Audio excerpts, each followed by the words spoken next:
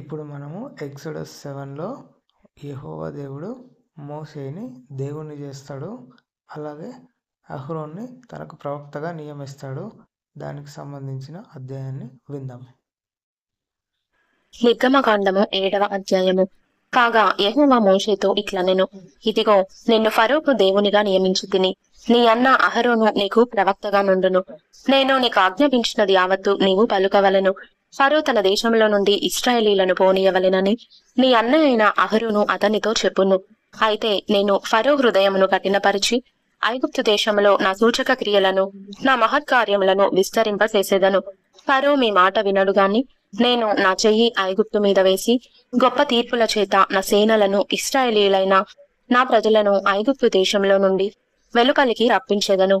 నేను ఐగుప్తు మీద నా చెయ్యి చాపి ఇశ్రాయేలీయులను వారి మధ్య నుండి రప్పింపగానే నేను యెహోవానని ఐగుప్తీయులు తెలుసుకొందురనెను. మోషే అహరోనులు యెహోవా తమకు ఆజ్ఞాపించినట్లు చేసిరి. అలాగుననే చేసిరి. వారు ఫరోతో మాట్లాడినప్పుడు మోషేకు 80 ఏండ్లు, అహరోనుకు 83 ఏండ్లు.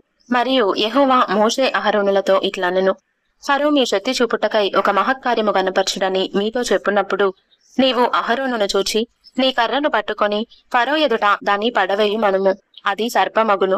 కాబట్టి మోషే అహరోనులు ఫరో యొద్దకు వెళ్లి యెహోవా తమకు ఆజ్ఞాపించినట్లు చేసిరి. అహరోను ఫరో ఎదుటను అతని సేవకుల ఎదుటను తన కర్రను పడవేయగానే అది సర్పమాయెను.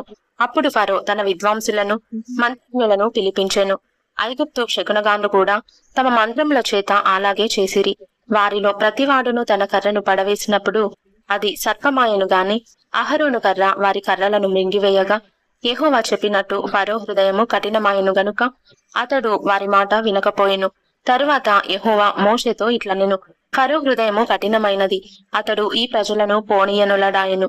ప్రొద్దున నీవు ఫరో యొద్దకు వెళ్ళుము. ఇదిగో అతడు ఏటి దరికి పోవును. నీవు అతనిని ఎదుర్కొనుటకు ఏటి ఒడ్డున నిలిచి పాముగా చేయబడిన కర్రను చేత పట్టుకొని అతని చూచి అరణ్యమందు నన్ను సేవించుటకై నా ప్రజలను పోనిమ్మని ఆజ్ఞాపించుటకు గాను హెబ్రీయుల దేవుడైన యెహోవా నన్ను నీ యొద్దకు పంపెను.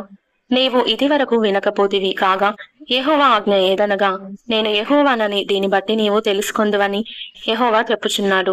ఇదిగో నా చేతిలోనున్న ఈ కర్రతో నేను ఏటి నీటిని కొట్టుదును, అది రక్తముగా మార్చబడును. ఏటిలోని చేపలు చచ్చును, ఏరు పంపు కొట్టును. ఏటి నీళ్లు త్రాగుటకు ఐగుప్తీయులు అసహ్యపడుదురని చెప్పుమనెను. మరియు యెహోవా మోషేతో ఇట్లనెను, నీవు అహరోనుతో నీ కర్రను పట్టుకొని ఐగుప్తు జలముల మీద అనగా వారి నదుల మీదను వారి కాలువల మీదను వారి చెరువుల మీదను వాటి నీటి గుంటలన్నిటి మీదను నీ చెయ్యి చాపుము, అవి రక్తమగును. ఐగుప్తు దేశమందంతటను మ్రాను పాత్రలలోను రాతి పాత్రలలోను రక్తము ఉండునని అతనితో చెప్పుమనెను. యెహోవా ఆజ్ఞాపించినట్లు మోషే అహరోనులు చేసిరి. అతడు ఫరో ఎదుటను అతని సేవకుల ఎదుటను తన కర్రను పైకెత్తి ఏటి నీళ్లను కొట్టగా ఏటి నీళ్లన్నయు రక్తముగా మార్చబడెను. ఏటిలోని చేపలు చచ్చెను, ఏరు కంపు కొట్టెను. ఐగుప్తీయులు ఏటి నీళ్లు త్రాగలేకపోయిరి. ఐగుప్తు దేశమందంతటా రక్తము ఉండెను.